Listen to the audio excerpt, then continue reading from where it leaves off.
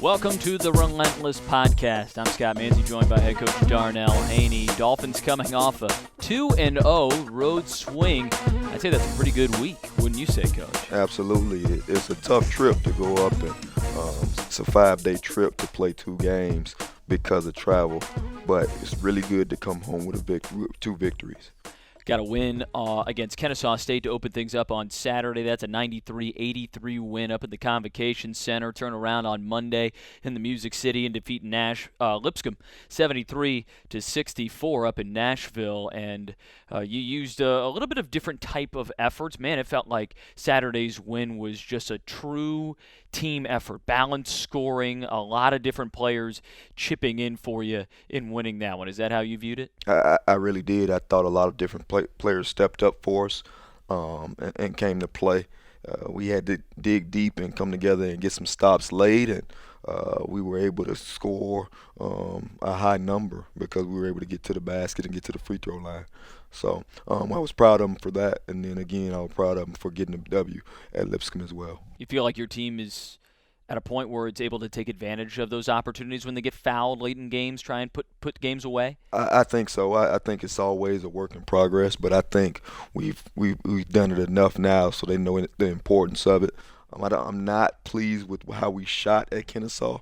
We could have done a little bit better as far as from the free throw line, but we made up for it at Lipscomb, making the bulk of our free throws at Lipscomb. Yeah, you make a lot of free throws, jump out early on the Bisons, and on a team like that, how important is it to just kind of set the tone early on, especially when a team at home might be feeling frisky, might feel upset-centric, and to let them know, hey, listen, no, we're not going to let you hang around in this one. It's what we do. It's who we are. We want to go at you, and we're going to go at you, hopefully, for the duration of the game. That's what we do, is who we are, and that's who our kids are. That's what we recruit, and that's what we want to be like. That's who I am. How did you all handle? You mentioned the long trip and the way the league is set up right now, odd number of teams. It used to be like this all the time, but very rarely now are you on the road for long stretches in these weekends with how the schedule is. How did you approach it? I just think we wanted to make sure that they got the proper mental rest. I think it's important with travel. You're on the bus and then you're on a flight, and I just wanted to make sure that they got the proper mental rest after games and enjoy the victory and prepare for the next game like we did. So what we ended up doing is after we left on Friday, and on Friday we go up, we practiced at Kennesaw, and of course, we played the game, and then we left a little bit after the men's game, about halftime of the men's game, and headed up to Nashville. We drove up there, and once we drove there, we got settled. They had the rest of the day, of course, to take care of themselves and get treatment and do everything and rest in the hotel, and then we got back to preparation mode on, what is that, Sunday? Yeah. So we get back in preparation mode on Sunday. Study hall, they're doing the nuts and bolts of the things that's in this program, and then we practiced Sunday, and then we played on Monday. So and then after the game, we won the game, and after the game, the next day we traveling again. We coming back on Tuesday. A long trip there. Flight. So it's a trip that it's a good time for us to bond, and a good time for the girls to kind of just continue to hold on and stay together. Well, luckily, the next 2 are both at home in the friendly confines of Swisher Gym. You had a player that was honored by the league this week for her performance as well. Jada Perry earns Newcomer of the Week, and she's a newcomer, not a freshman, though, had basketball experience under her belt coming in. What do you feel that Jada has brought to this program, and especially what she was able to accomplish this past week for you? I just think Jada's effort on the defensive end was phenomenal this weekend. I think she did a great job rebounding. You know, Shalonda's been out with an ankle. So her having to play 5 and battle against some of the bigger kids in the conference and battle against, and she can guard 1 through 5. I mean, she's like a Swiss Army knife. She can guard 1 through 5. When she's finishing, she's one of the best finishers in the conference. And as far as defensively, She blocks shots, she rebounds, she gets steals. She does everything for us defensively, and she's kind of the anchor in the back of what we do when she's in there. So I was proud of her for doing that because she didn't have some. She had a couple of games before this where she didn't perform as well as her potential allows, and I think she met her potential this week.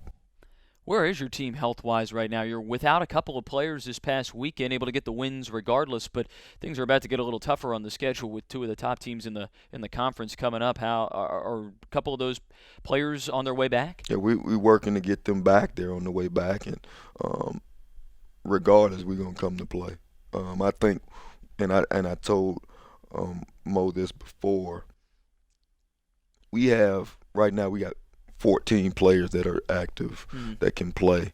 We had 15, and then one is out with an ACL. But we have 14 players that we can put on the floor in any given night and give us great minutes, and that's a big a big time asset to have, having 14. Now they're young, right? And a lot of them are young, but at the same time, they can play. They can put the ball in the basket. They can defend. They're long, and they're relentless. So I see that as just a big value for us to have, to be able to look at the bench and know that I'm going to get some valuable minutes from each and every one of the young ladies that's coming off. It feels like the depth really showed this past weekend in your ability to, with a few of those bigger pieces missing, still find a way to dig deep on the bench and find some people to give you some quality minutes, because just about everybody that contributed that had played this past weekend, and you don't get 2 wins without them on the road, right? We don't get it without them, and they understood that, and they came to the battle, and they battled, and they fought, and they kept punching like we talked about.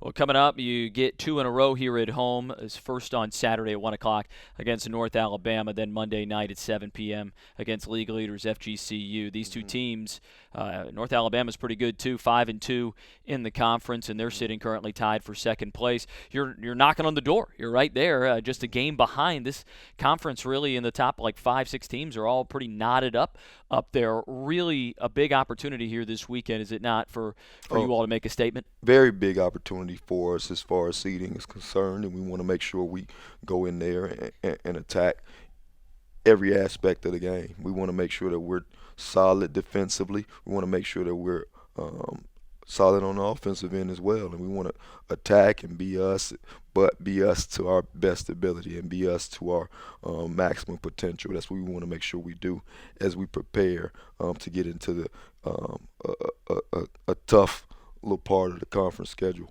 These are two tough teams. And North Alabama is a tough senior Latin team. Same thing with Florida Gulf Coast. But right now we focus on North Alabama, and we have to be totally locked in and focused going into that.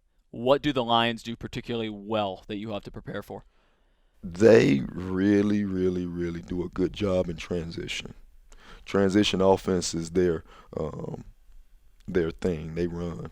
So they want to get out and run and kind of make you play defense in the full court, so to speak. So if they get a rebound, we got to make sure that we're getting back, and we're back in transition to make sure they guard. And then they got some key pieces. The Wallen twins are good, and then they got some kids that came in that transferred in, or are newcomers that came in that can shoot the ball well.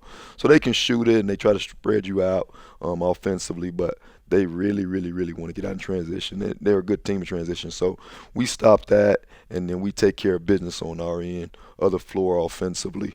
It should be a good battle.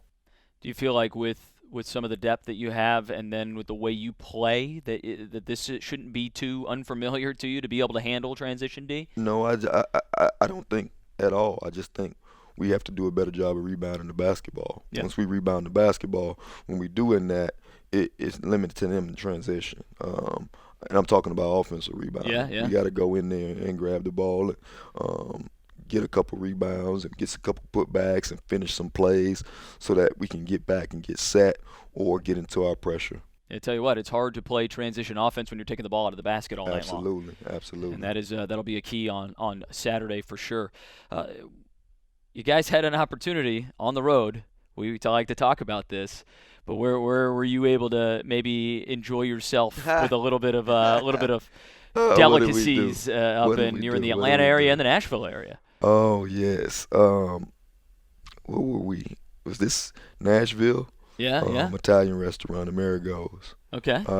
Good stuff. Oh, it was great. It was great. I had a chicken ravioli with some fried artichokes. It was amazing. Wow. I tried something new. It was amazing, man. So it was really good. I try not to do too much fried, but the artichokes were amazing. I don't go to a restaurant and ask for artichoke. No, right? I don't think I've ever done that. And I thought it was chicken when they put it on my plate. I'm like, I didn't order any fried chicken. But anyway, they put the artichokes on it, and it was pretty good. Now, did that come as a recommendation from someone else, or you just pick it on your own? No, Amerigo's was a recommendation. Yeah, but the dish itself. The dish itself, I just went on a limb, man. Yeah. It's time to take chances, baby. That's what we do. That's beautiful. You know, what are we at if we're not willing to try new things? Exactly. And maybe that's a road-winning dish now. I might do it every time. That's awesome. He is head coach Darnell Haney, the women's basketball team here at home at Swisher Gym for its next two contests. First on Saturday at 1 o'clock against North Alabama, then on Monday night, 7 o'clock against FGCU. Two of the top teams in the league should figure to be two really competitive battles here as we enter the second half of league play and start to sort this thing out a little bit here over the course of the next couple of weeks, Coach. Yeah, we need everybody in Duval to be in the gym to help us take care of both of these games. I think Saturday we need to pack the gym people. We need to make sure we're in the building. Let's bring everybody, bring the family, bring the kids. Let's scream, let's cheer, let's get us to play, let's chant defense, and let's get us these 2 W's. Looking for some home court advantage here this weekend starting on Saturday. He's head coach Darnell Haney. I'm Scott Manzi. This has been the Relentless Podcast.